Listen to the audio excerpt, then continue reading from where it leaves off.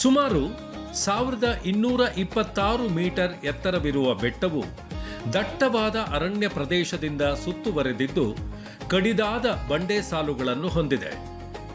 ಸಾವಣದುರ್ಗದ ಬಳಿ ನಿಂತು ನೋಡಿದಾಗ ಅಲ್ಲಿ ಕರಿಬೆಟ್ಟ ಮತ್ತು ಬಿಳಿ ಬೆಟ್ಟ ಎಂಬ 2 ಬೆಟ್ಟಗಳನ್ನು ಕಾಣಬಹುದಾಗಿದೆ.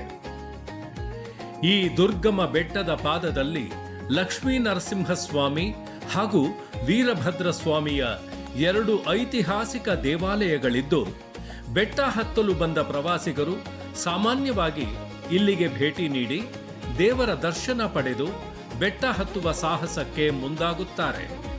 ಇಲ್ಲಿ ಕೋಟೆ ಹೋಗಿದರೆ ವಿಶ್ವನಾಥ ಸ್ವಾಮಿ ದೇವಸ್ಥಾನ ಇದೆ. ಕೋಟೆ ವಿಶ್ವನಾಥ ಕೆರೆ ಬೈಲು ಅಂತ ಇದೆ, ಬಿದಿರುಕಟ್ಟೆ ಕೆರೆ. ಅಲ್ಲೋದ್ರೆ ವೈದ್ಯನಾಥೇಶ್ವರ ದೇವಸ್ಥಾನ ಇದೆ. ಆಮೇಲೆ ಹಂಗೆ ಬಂದರೆ ಓಲಗದರೆ ಬಸವಣ್ಣ, ಬೈಲು ಬಸವಣ್ಣ, ಸರ್ಪಣಿ ಬಾಗಿಲು ಬಸವಣ್ಣ, ಹೀಗೆ 8 ದಿಕ್ಕಲ್ಲಿ 8 ಬಸವಣ್ಣಗಳನ್ನು ಸ್ಥಾಪನೆ ಮಾಡಿಕೊಂಡು ಅವರು ಆ ಬಾಗಿಲುಗಳಲ್ಲೇ ಬರಬೇಕು ಬಂದವರೆಲ್ಲ ಆ ರೀತಿ ಮಾಡ್ಕೊಂಡಿದ್ದಾರೆ. ಇಲ್ಲಿ ವೈರಿಗಳು ಬರ್ದಂಗೆ ತುಂಬ ರಕ್ಷಣೆ ಮಾಡಿಕೊಂಡು ಅವರು ತುಂಬ ಚೆನ್ನಾಗಿ ರಾಜ್ಯಭಾರ ಮಾಡಿದ್ದಾರೆ.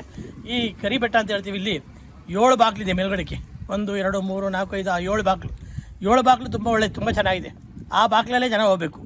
ಕೊನೆಯಲ್ಲಿ ಒಂದು ದೊಡ್ಡದು ಗಣೇಶ ದೇವಸ್ಥಾನ ಇದೆ. ಆ ಬೆಟ್ಟದಲ್ಲಿ ಕೊನೆಯಲ್ಲಿ ಗಣೇಶ ದೇವಸ್ಥಾನ ಇದೆ. ಆ ದೇವಸ್ಥಾನ ಎಲ್ಲ ಬಿದ್ದೋಗ್ಬಿಟ್ಟಿದೆ. ಆ ಬಂಡೆಯಲ್ಲಿ ಗಣಪತಿ ತುಂಬ ಚೆನ್ನಾಗಿದೆ, ವಿಗ್ರಹ ತುಂಬ ಚೆನ್ನಾಗಿದೆ. ಇಲ್ಲಿ ಗಣೇಶ ಹಬ್ಬದಲ್ಲಿ ಹೋಗಿ ತುಂಬ ಜನ ಅಲ್ಲಿ ಹೋಗಿ ಇವತ್ತು ಅಲ್ಲಿ ಪರ ಮಾಡಿ ಊಟ ಮಾಡ್ಕೊಂಡು ಎಲ್ಲ ಬರ್ತಾರೆ, ಗಣೇಶ ಪೂಜೆ ಮಾಡ್ಕೊಂಡು. ಈ ಬೆಟ್ಟದಲ್ಲಿ ಹೋದರೆ ಅಲ್ಲಿ ಟಿಪ್ಪು ಅರಮನೆ ಅಂತಾರೆ, ಅದು ಗೊತ್ತಿಲ್ಲ, ಅದ್ರ ಬಗ್ಗೆ ನನಗೆ ಅಷ್ಟೊಂದು ಮಾಹಿತಿ ಇಲ್ಲ.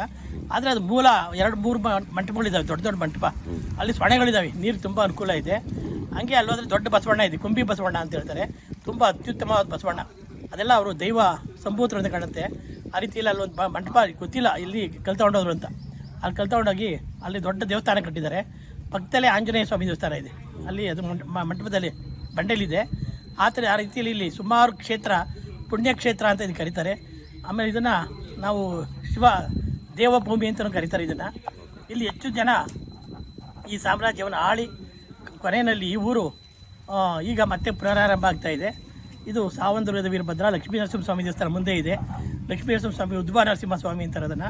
ಬೆಟ್ಟದ ತಪ್ಪಲಿನಲ್ಲಿರುವ ಶ್ರೀ ಲಕ್ಷ್ಮೀ ನರಸಿಂಹಸ್ವಾಮಿ ದೇವಸ್ಥಾನವು ಹಲವು ವೈಶಿಷ್ಟ್ಯಗಳಿಗೆ ಪ್ರಸಿದ್ಧವಾಗಿದ್ದು ಭಕ್ತಿ ಭಾವದ ಅಪರೂಪದ ದೇವಾಲಯವಾಗಿದೆ.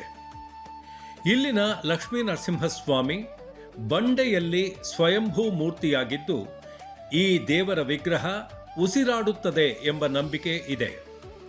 ಇದಕ್ಕೆ ನಿದರ್ಶನವೆಂಬಂತೆ ಆರತಿಯ ಸಮಯದಲ್ಲಿ ಸ್ವಾಮಿಯ ಮೂಗಿನ ಬಳಿಗೆ ಬಂದಾಗ ಜ್ಯೋತಿ ಅಲುಗಾಡುವುದು ಮತ್ತು ನಿಶ್ಶಬ್ದದ ಸಮಯದಲ್ಲಿ ದೇವರ ಉಸಿರಾಟದ ಶಬ್ದ ಕೇಳುತ್ತದೆಯಂತೆ. ಸಂಶೋಧಕರ ಪ್ರಕಾರ ವಿಗ್ರಹದ ಬಂಡೆಯ ಹಿಂದಿನಿಂದ ಪ್ರವಹಿಸುವ ನೈಸರ್ಗಿಕ ಗಾಳಿ ಇದಕ್ಕೆ ಕಾರಣ ಎನ್ನುತ್ತಾರೆ.